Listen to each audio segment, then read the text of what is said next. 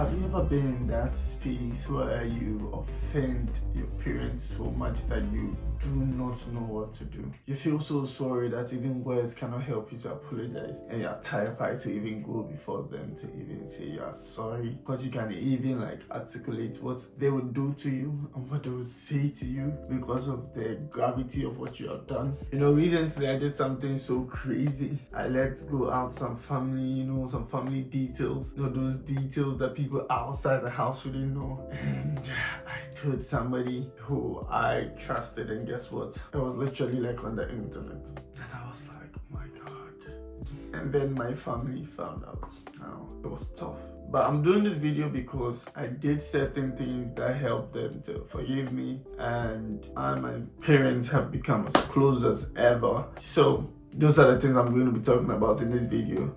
So stick true to the end of the video. Here are 5 ways you can apologize to your parents, and I bet you they will calm down. Point number 1, the thoughtful letter approach. Now, for myself, I'm a very good writer. I didn't even know till recently that I could really write well. Now, 90% of the time, when you are falling short of what to say, I advise that you write.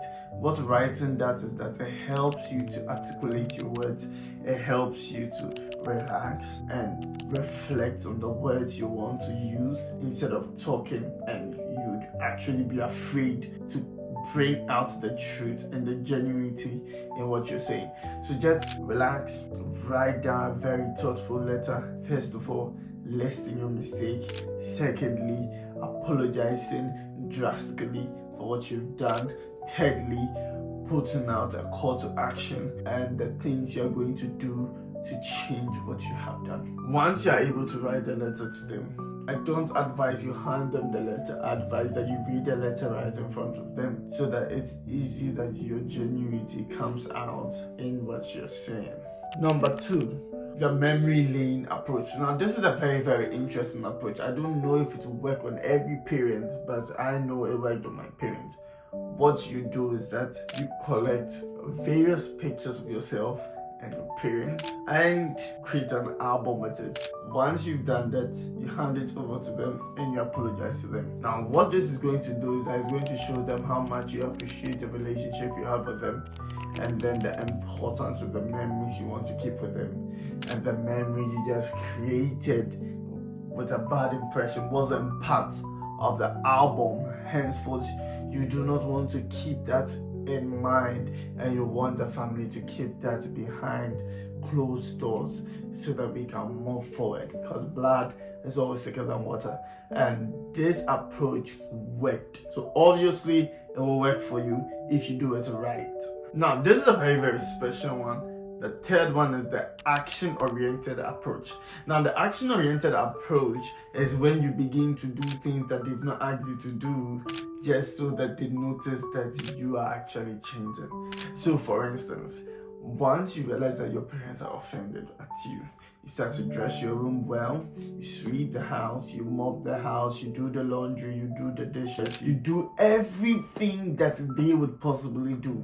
Clean their cars, clean their plates, mow the lawn, do all the work in the house, because action speaks louder than words. If you want to show that you're really sorry for what you've done, you give them no other opportunity to kind of remember how useless you are.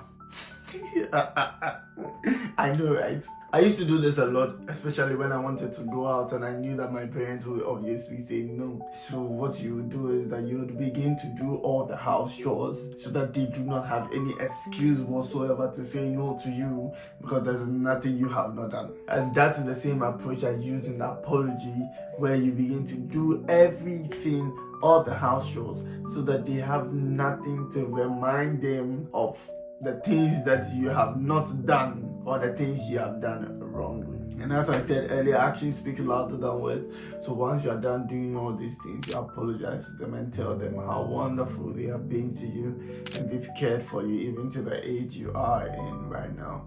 And you do not want to do anything that will actually hurt them. And if you've done anything that hurts them, you're very sorry. This approach, if it doesn't work for your parents, I don't know what kind of parents you have. This approach should work. Try it. Point number 4. This one is a little bit dicey, but then you can try it. I call it the public acknowledgement approach. Here's where you bring in people of authority that you know your parents will listen to help you to apologize to your parents. And this is the very, very dicey part. It means that you have to tell the person you're bringing in, the third party, exactly what you have done, which is also going to let out the family details. So that is what makes it a little bit dicey. But you have to be able to tell the person exactly what you've done and why you need them to help you to apologize to your parents. And don't choose anybody your parents don't like. Come on. You have to choose somebody that your parents sort of revere, somebody that they enjoy talking to, and somebody that they like their company to come help you. Basically, don't go and choose that uncle of yours that you like but your parents have a problem with. It's not going to work. And if you do something like that, it's actually going to put you in more trouble. So go in for somebody who is respectable and noble enough and honorable to be able to keep the family secret and then also aid you to apologize. Now with this, your parents know how you've gone the extra mile to just make sure that things are right with them, and they will accept your apology if you do it. Then the last one was a very spicy one, and I call it the surprise-oriented approach. This is where you bring your parents a surprise gift or a surprise gesture just to show them how much you care and love them. So for instance, if you can cook, and add the line word, if you can cook, that is conditional. I didn't say you should go and cook. If you can cook like me,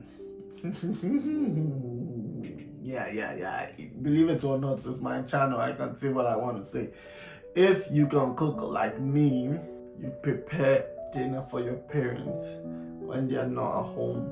So that when they come, they do not have to go through the stress of preparing dinner. And once you're on the dinner table with them, you just apologize to them. But that surprise gesture that you could, or better still, you could buy a car for them. Yeah, you should be able to. So you could buy a car for them. You should give them something that surprises them and lift up their spirits. Then you can be able to apologize. I bet you if you're able to buy a car for them, this is how your apology will be. Hello, daddy.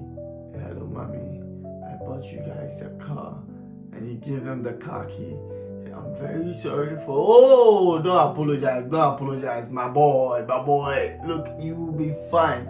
Now, with this 5 approach put in place, if you do any of them or if you do all of them systematically, as I have just said it to you, your parents are actually going to accept your apologies. And now, let me just tell you that there's nothing you're actually going to do that's going to hurt them so much that they will want nothing to do with you.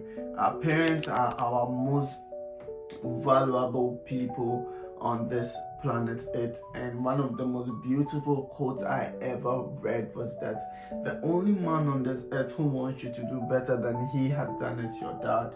And when I read it, I was like, beautiful. And that is the truth. Your dad is the only man that wants to see you actually do better than he has done. So with that being said, if you've done anything to your parents and you feel the urge to apologize, but you've never been able to do so, as you've watched this video, kindly apply one of the steps or one of the approaches. And if you want more insights on the approach, can you say it in the comment section, and I would actually do a video specifically for you to tell you which approach I think will work instantly. And on that note, my name continues to be Oppong-Mensah, and it's bye for now.